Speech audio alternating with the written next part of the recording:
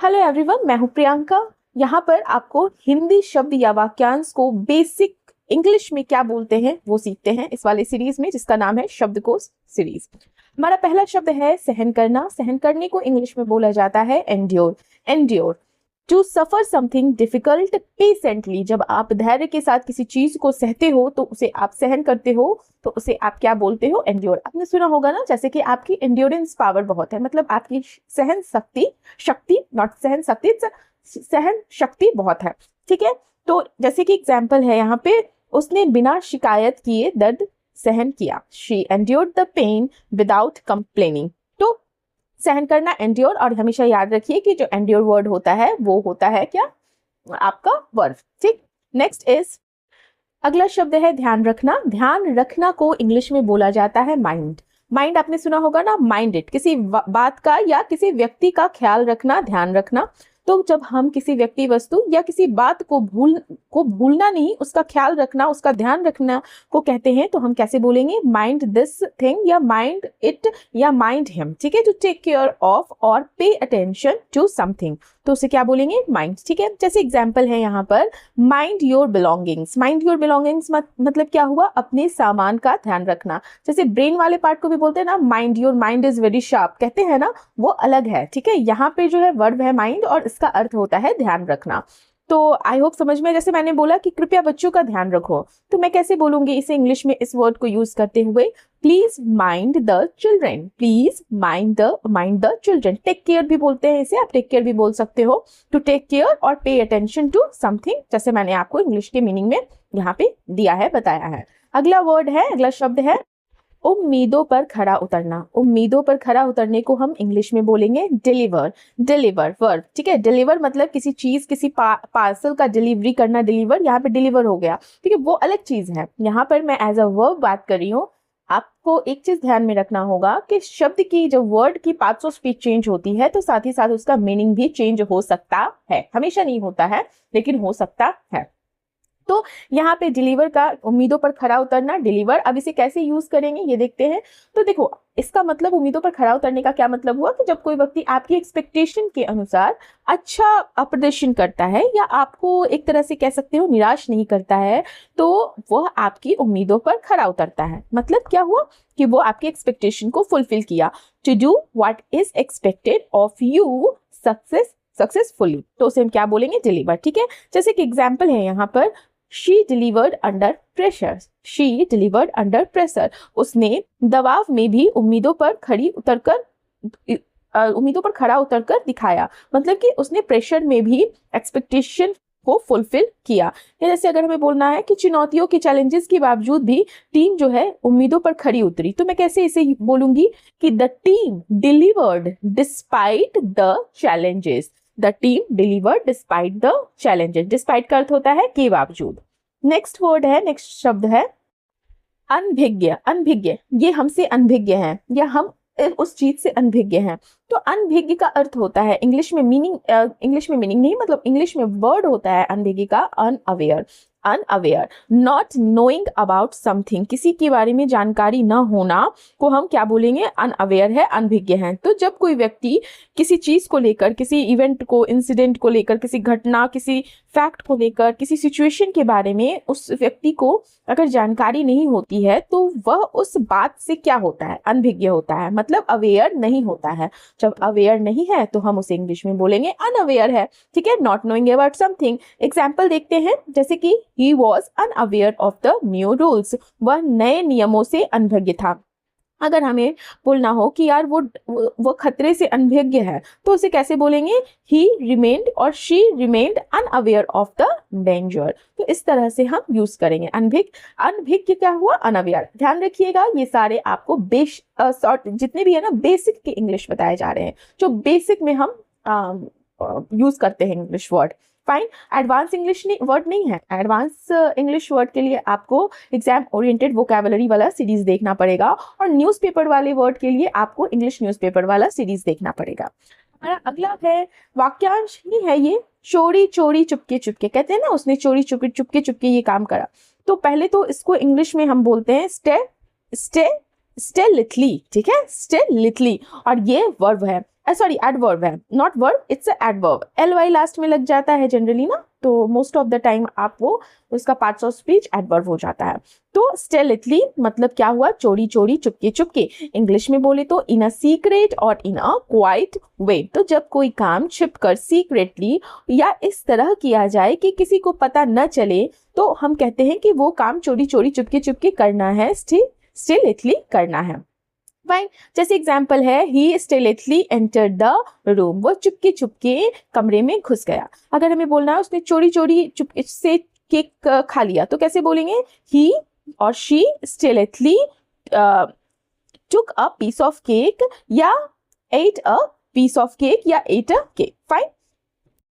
सो अगला शब्द है बुलावा भेजना। बुलावा भेजने को हम इंग्लिश में बोलते हैं समन, समन करना, समन, SUMMON।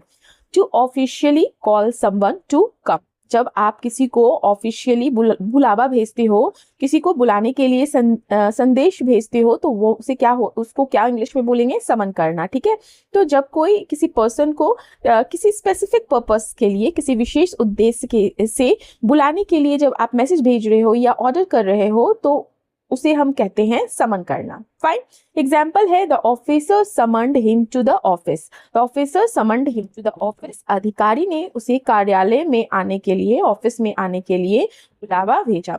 अगर मान लो हमें बोलना हो कि जैसे कोर्ट ने जो विटनेस है उसको बुलावा भेजा, तो हम कैसे बोलेंगे, the court summoned the witness, the court summoned the witness. Fine, next है सम्मिलित होना। सम्मिलित होने को क्या बोलते हैं इंग्लिश में, पार्टिसिपेट करना। बेसिक इंग्लिश में हम यही बोलते हैं, सम्मिलित होना मतलब पार्टिसिपेट करना। ठीक है, वर्ब है ये, to take part in an activity और इवेंट, तो उसे हम बोलेंगे पार्टिसिपेट। तो जब कोई पर्सन इवेंट में या किसी तरह की एक्टिविटी में, कोई कॉम्पिटिशन में भाग लेता है, पार्ट लेता है, तो उसे पार्टिसिपेट करता है, तो उसे हम कहते हैं सम्मिलित होना। ठीक है, जैसे एग्जाम्पल है She participated in the competition, वह जो है कंपटीशन में सम्मिलित हुई, वह जो है प्रतियोगिता में सम्मिलित हुई। या जैसे मान लो मुझे बोलना हो कि बहुत सारे स्टूडेंट्स जो हैं वो डिबेट में सम्मिलित हुए, तो हम कैसे बोलेंगे कि many students participated in the debate।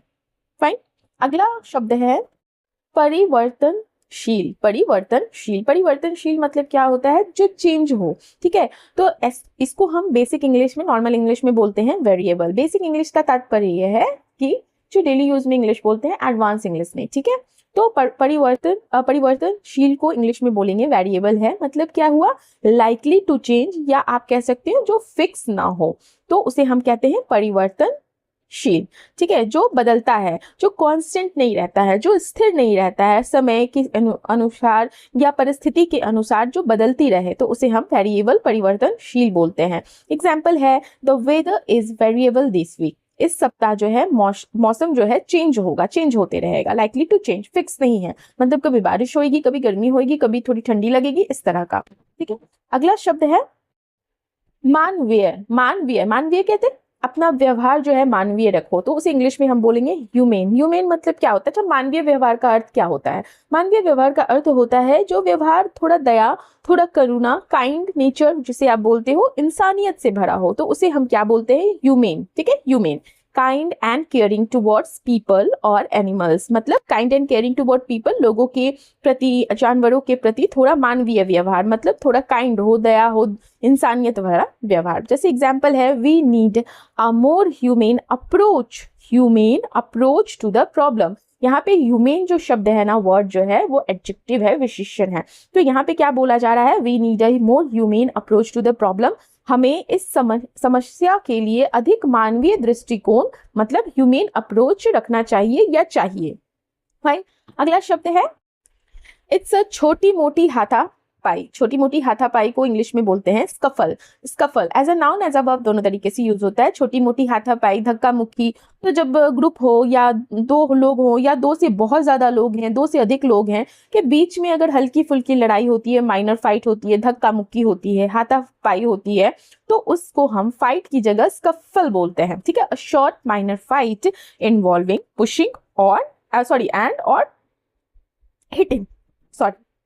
ठीक है, तो मतलब short minor fight involving pushing and hitting को हम क्या बोलेंगे, स्कफल। स्पेलिंग ध्यान रखिएगा, SCUFFLE। मतलब जैसे मान लो यहाँ पे बोला गया है a scuffle broke out between the two groups, दोनों समूहों के बीच हाथापाई हो गई। या अगर हमें बोलना हो कि धक्का मुक्की के बाद उस व्यक्ति ने या जैसे मान लो कि बोलना हो कि धक्का मुक्की होने के बाद पुलिस ने मतलब कि इंटरवेन किया, हस्तक्षेप किया, तो कैसे बोलेंगे? The police intervened after a fight, नहीं आफ्टर अ स्कफल, ठीक है, क्योंकि यहाँ पे फाइट में धक्का मुक्की थी। नेक्स्ट है जिज्ञासु। कहते हैं ना कि वो व्यक्ति बहुत जिज्ञासु है। जिज्ञासु का मतलब क्या होता है कि जब आप किसी नई चीज के बारे में, किसी नई चीज को अगर आपने देखा है, किसी फैक्ट के बारे में, किसी सब्जेक्ट को लेकर के बारे में जानने और समझने की जो लिए इच्छा रखते हैं, तो उसे हम जिज्ञासु बोलते हैं इन हिंदी।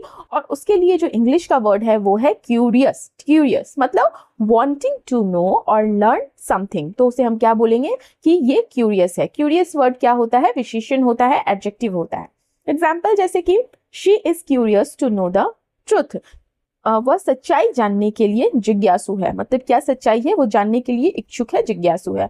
अगर हमें बोलना हो कि जिज्ञासु मन जो होता है नई चीजें जल्दी सीखता है, क्योंकि उसमें सीखने की चाहत होती है, तो कैसे बोलेंगे? अ क्यूरियस माइंड, मन, यहाँ पे मन बोला ना तो यहाँ पे माइंड यूज हुआ। A curious mind learns new things quickly, not quickly, it's a quickly. कभी कभी टंग ट्विस्ट मेरा भी हो जाता है। हमारा अगला शब्द है मति भ्रम। मेरा तो मति भ्रम हो गया है, तो इसे इंग्लिश में क्या बोलेंगे? कैसे बोलेंगे? हेलुसिनेशन, है ना। तो मति भ्रम का इंग्लिश होता है, इंग्लिश वर्ड होता है मति भ्रम के लिए हेलुसिनेशन। हेलुसिनेशन, ठीक है, ऐसी चीज महसूस होना जो वास्तव में प्रेजेंट नहीं रहता है, मौजूद नहीं रहता है।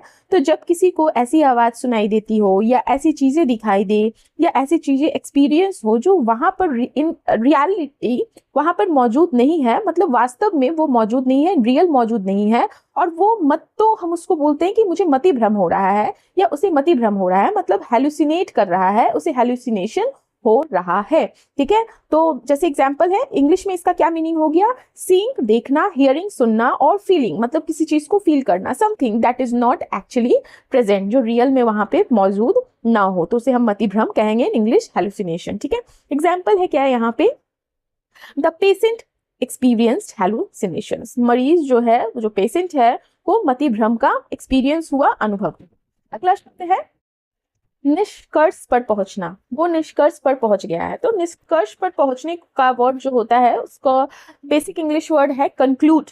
जैसे किसी चीज को काइंड अप करके इसका निष्कर्ष निकालो, मतलब उसका जो ब्रीफ होता है ना, कि इसका जो सार तो समरी हो जाता है, निष्कर्ष मतलब कि उसका क्या निचोड़ है, निष्कर्ष निकालो, तो उसे इंग्लिश में हम बोलेंगे कंक्लूड। कंक्लूड, ठीक है। To reach a final decision और to reach a final opinion जो है, तो किसी सब्जेक्ट पर या किसी ओपिनियन पर या विषय पर विचार करने या फैक्ट्स की जांच करने के बाद जब हम किसी अंतिम नतीजे पर, मतलब फाइनल रिजल्ट पर पहुंचते हैं, तो हम उसे निष्कर्ष पर पहुंचना कहते हैं, ठीक है। जैसे कि to reach a final decision और ओपिनियन, तो इसका इंग्लिश मीनिंग हो गया। जैसे यहाँ पे एग्जांपल है, the investigators concluded that the accident was caused by negligence. तो जो जांचकर्ता ने क्या निष्कर्ष निकाला, कंक्लूड ये किया कि जो एक्सीडेंट हुआ है वो नेग्लिजेंस की वजह से हुआ, मतलब कि लापरवाही के कारण हुआ था। तो समझ में आया निष्कर्ष पर पहुंचने को हम कैसे यूज करेंगे? जैसे अगर हमें बोलना हो कि we can not conclude anything without proper evidence, मतलब क्या हो गया कि बिना प्रॉपर एविडेंस के, बिना उचित प्रमाण के हम किसी कंक्लूजन पे नहीं पहुंच सकते हैं, तो उसे हम इस तरह से बोल सकते हैं, we can not conclude anything without proper evidence. I hope आप लोगों को समझ में आया हो। अगला हमारा शब्द है, शब्द नहीं है, ये हमारा लास्ट है, वाक्यांश ही तरह से बोल सकते हो, किसी चीज से अलग होना। ये ना आपको इसमें ना आप एक अच्छी चीज मैं इसमें बताऊंगी। देखो, किसी चीज से अलग होने को हम पहले इंग्लिश में बोलते हैं पार्ट। अब आप बोलोगे मैम क्या बोल रहे हो, पार्ट का तो हिंदी मीनिंग होता है भाग। नहीं, पार्ट अगर एज अ वर्ब यूज कर रहे हैं तो उसका अर्थ होता है किसी चीज से अलग होना, लेकिन अगर हम पार्ट वर्ड को एज अ नाउन यूज कर रहे हैं तो उसका अर्थ होता है हिस्सा या भाग। समझ आया? तो यहाँ पर हम एज अ वर्ब, मतलब किसी चीज से अलग होना एक एक्शन है, तो किसी चीज से अलग होना को हम इंग्लिश में बोलेंगे पार्ट। टू लीव और सेपरेट फ्रॉम समवन और समथिंग। फाइन। जैसे एक एग्जाम्पल है, the couple decided to part ways, मतलब उस कपल ने, उस जोड़ी ने अलग होने का फैसला किया। अगर मान लो यहाँ पर हमें बोलना हो कि जैसे कि मान लो बोला, यह जो योजना का महत्वपूर्ण हिस्सा है, इस प्लान का महत्वपूर्ण हिस्सा है, भाग है। तो इस यहाँ पर नाउन हो रहा है, नाउन मतलब है, तो कैसे बोलेंगे, this is an important part of the plan. यहाँ पर हम पार्ट, इसमें अगर ये जैसे ये लाइन है this is an important part of the plan, तो समझ जाओ कि ये as a noun part use हो रहा है, मतलब कि यह योजना का, यह प्लान का इंपॉर्टेंट भाग है, इंपॉर्टेंट हिस्सा है। और वहीं पर अगर हम यूज कर रहे हैं the couple decided to part ways, तो ये एज अ वर्ब यूज हो रहा है पार्ट, तो मतलब उस जोड़े ने अलग होने का फैसला लिया या किया। आई होप समझ में आया होगा डिफरेंस आपको। हर वर्ड का जो पार्ट्स ऑफ स्पीच होता है, तो उन अलग अलग पार्ट्स ऑफ स्पीच जैसे ही वर्ड का होता है तो उसके अलग अलग मीनिंग हो जाते हैं, ठीक है। सो हमारा ये लास्ट था।